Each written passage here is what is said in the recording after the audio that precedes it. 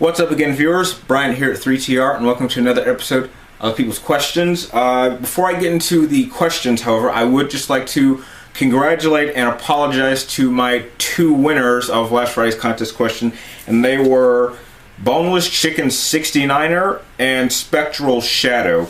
Now, the way this happened was Boneless Chicken 69er typed in the correct answer in the comments, but Spectral Shadow had actually sent it to me sooner than he had, but through my personal PlayStation Network ID.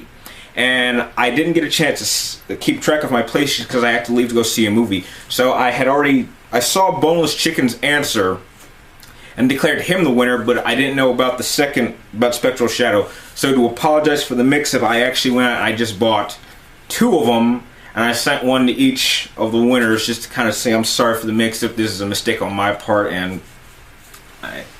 So again, I'd like to congratulate the two of you. You both got it right, as in my top three games, which is Final Fantasy VII for PlayStation 1, Metal Gear Solid 3 for PlayStation 2, and Metal Gear Solid 4 for PlayStation 3. So I would really appreciate that for this particular contest question, for this episode and on, if everyone type in your answers in the comments down below. That way I can keep all the answers in one place, and I can actually keep track of who sent what answer at what time, because I think that's how my inbox is sent. It actually keeps track of the very moment that the answers are sent.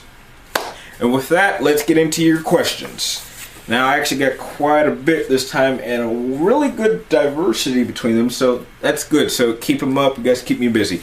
And the first group of questions comes from Media World 01, and he had 4 questions. His first one was, what are my thoughts on Dead Space 3? Well, Dead Space 2, I'm not sure if many of you know this, but Dead Space 2 was actually tied for my personal game of the year for 2011. And now, after seeing what they're doing with Dead Space 3, I am a little bit concerned that they're going to follow Capcom and Resident Evil's direction of removing the horror aspect and making it strictly action.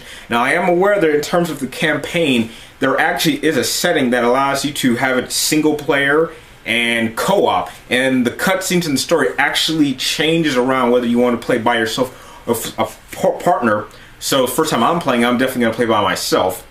But from what I've heard of some of the enemies and some of the set pieces, it definitely does feel that we are now not going to be spending much time into space, hence the name Dead Space, of course. And they're going to have shooting enemies of unitologists, and there's going to be a cover-based system.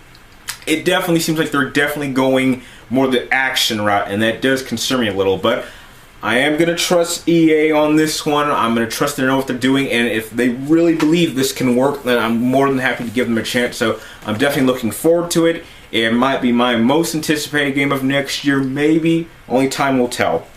And Media World's second question is, am I looking forward to Hitman Absolution? I'm going to be honest, I have never played any of the Hitman games, sorry. The only experience I have of Hitman in the Hitman franchise is the movie, which I thought was pretty decent.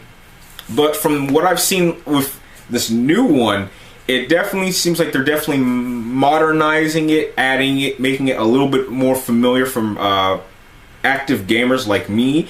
And it definitely seems like it's going to have a pretty well done stealth element and a pretty very intelligent AI, which is something I really didn't think the Hitman franchise had up until this point. And it's kind of going the same road as, say, the Terminator reboot, as in I was never really interested in the franchise until they really revamped it and it's a proper reboot. So in terms of Hitman Absolution, I'm absolutely pumped up for it. Your next question was a bit long one, so I'm probably not going to try typing it here. And you wanted to know, with Schwarzenegger and James Cameron wanting to do Terminator 5, what would I like to see in terms of story and the direction of the franchise? I actually read an article on an interview James Cameron had about the possibilities of taking back the Terminator franchise. And he actually spoke to Arnold Schwarzenegger about this, and he says that if he ever does decide to come back and do another Terminator film, that it should focus more on Arnold's model, which, if I remember correctly, was the Model T Model 101. because he felt there were actually more stories to be told with that particular character. Now, obviously, it's going to be a little bit harder to pull it off since Arnold is a lot older than he was in the first Terminator, the first two Terminators, and a bit older than he was in the third one. However, I find that that's going to be a little bit hard, is how do you focus on one particular Terminator, especially since I'm sure that the three models we saw, the T-101s, were not the only ones. There were clearly a bunch of these, since these were infiltrator Terminators. So, a little spectacle of how they can actually make an entire movie focus on this particular model, since there's so many of them.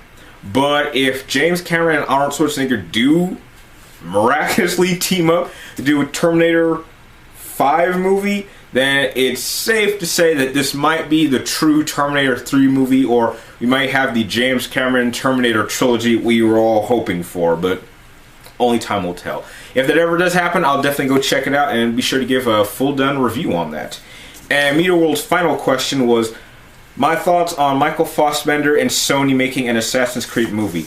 I think someone has asked me this in the past, and I'm a little skeptical of what Michael Fassbender's interest in the Assassin's Creed franchise is. He definitely, I mean, I don't know the guy personally, but I'm not sure if he, what bugs me the most is he going to do this as a cheap cash-in, or is he an actual fan of this franchise and wants to do it justice? Especially since I've heard he's going to be in it as the new assassin.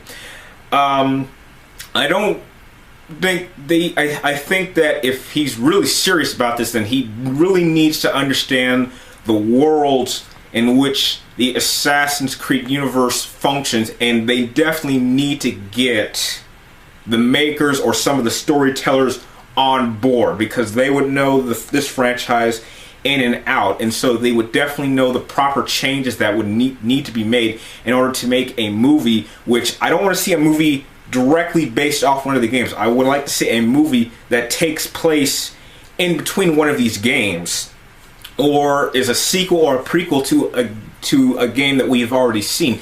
That way they can actually talk about events that we have seen or that or need to happen that we have experienced ourselves. I think the movie definitely needs to connect in terms of story to the game. That way it can work both in the game world and in the movie world. So I don't know enough of it yet, but I think Michael Fassbender is absolutely one of the best actors we have today. If he really wants to get on board with this, I only hope he knows he really is a fan of this franchise and he knows to treat it with respect, because it's a very convoluted storyline, but I definitely think it definitely is very compelling and epic in a sense. And those are all the ones from Media World. And now next, going on to Gio813's question, and he wanted to know what are my thoughts on the Dragon Ball Z anime movie coming out March 30th, 2013 next year. I just recently saw the article on it, and although I don't know much about it, I think it might be a little late to be bringing up a Dragon Ball Z movie, especially since, God, I can't remember the last one they did. Since Z has kind of been out of, they haven't really made anything for Z. They haven't tried continuing it at all, especially through Dragon Ball GT, which that's another topic. I think the time gap between the last one may be a little too long. Maybe it might be too refreshing for Dragon Ball Z fans, especially after that god-awful abomination of Dragon Ball Evolution. I can't really give a real opinion on it until I know exactly what story or what time frame or what era of Dragon Ball Z this is taking place in. When I find that out, I'll definitely be able to do a video on it and give my real thoughts on it. And you also wanted to know, do I think a Smallville type of TV series could work in Batman's in terms of origins? No, I definitely do not think that could work. Simply for the fact that Smallville was trying to tell the story of Clark Kent before he became Superman. And in terms of Batman, if they were to do that, then chances are we probably would not be spending a lot of time in Gotham, because if depending on which comic book story they're following, Bruce spent a lot of time outside of Gotham in training in many forms of martial arts, learning different crafts and how to provoke fear, and he went all over the world before coming back to Gotham City and incorporating it. And by then, he didn't even have a symbol. He didn't come up with the symbol until he got back. So it's really not a Batman story. It's kind of a Bruce Wayne story. And so, oh, sorry. It wouldn't really be much about Batman. So a story like that could work. I just don't think I'd be all that interested. I mean, as much as I love Batman, it would be a very slow process because Bruce spent years, just years. So trying to extend that and make it interesting and actually have real threats, because we would not have any of his villains, obviously. It would be some random threat or something that we don't quite know. So I really don't think a Smallville type of origin story could work with Batman, simply because there is just so much time in between the death of his parents, the trauma, and him discovering the symbol of the bat to become Batman. So no, I really don't think that could work. The next question comes from Wolfman4433, and he wants to know, do I think that Assassin's Creed 3 will have 2 other games like Assassin's Creed 2 did to complete the Assassin story? Well, I've heard that Ubisoft is going to do an Assassin's Creed game every year, so it definitely seems likely. I'm not sure if I would want to see that personally, because I actually have all 3 of the Assassin's Creed trilogy in terms of this Assassin, Ezio. However, I have still not finished Revelations. I mean, I actually didn't think I was going to like 2, and I absolutely loved it.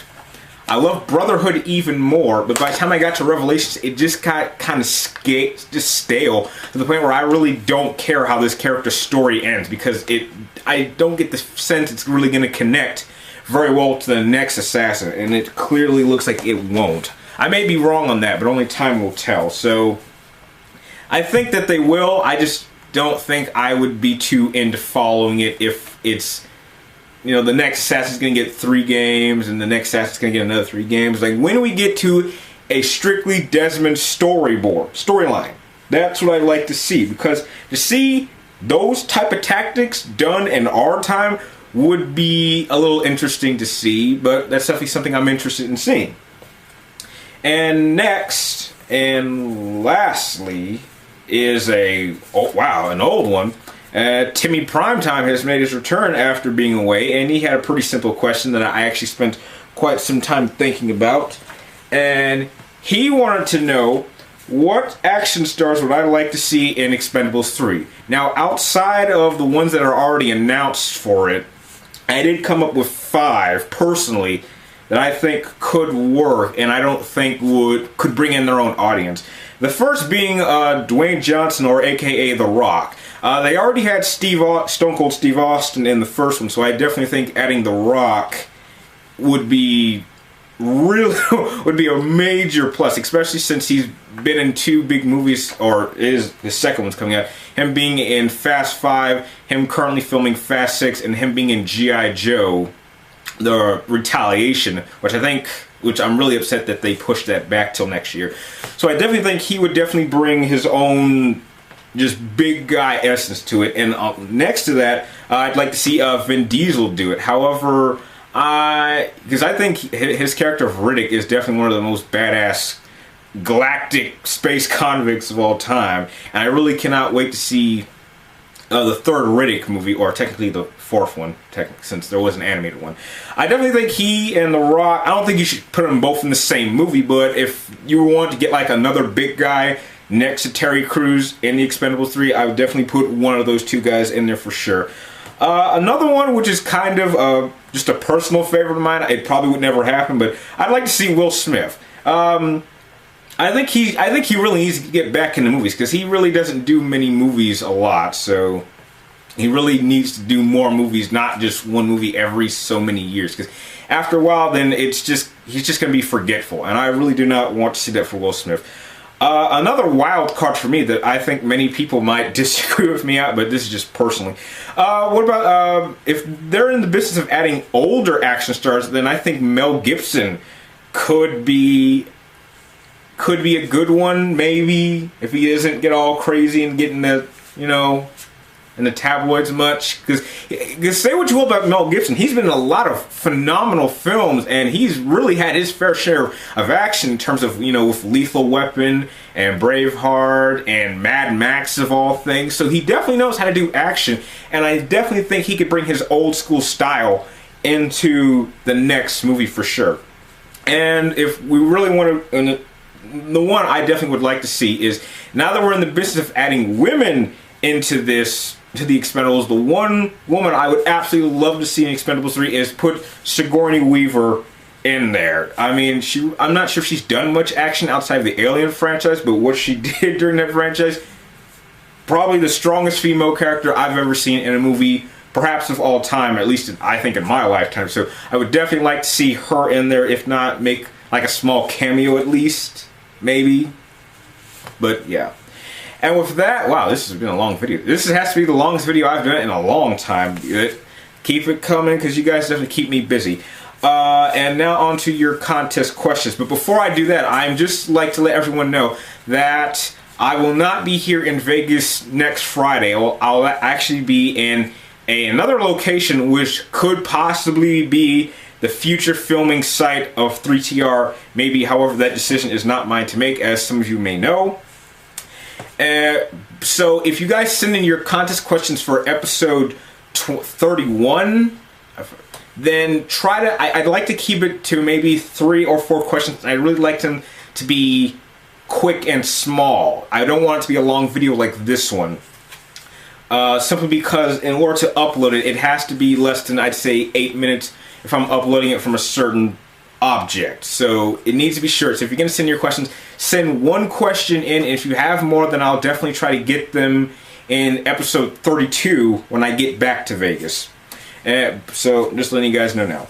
And with that, let's get on to this Friday's contest question. Now this one is a trick question, and pay attention to the question, because I'm sure many of you guys are going to type in and use Google to find the answer, but the answer you may find may not be the right one. So let's see if I can trick you all. And it's basically, in this movie's world, who said this quote first? And it goes like this: "Death smiles upon us all. All a man can do is smile back." I want to know who said that and in what movie. Now, I've left the quote in the descriptions down below, and if you think you have the answer, if you can get it in first, type it in the comments down below, and you will have your choice of selecting either a PlayStation Network card or an Xbox Points card. Like always, if you like this video, please like, comment down below, and subscribe at the top to keep track of me and my future videos. Like always, good luck to all of you out there. Thank you, and I will see you next time.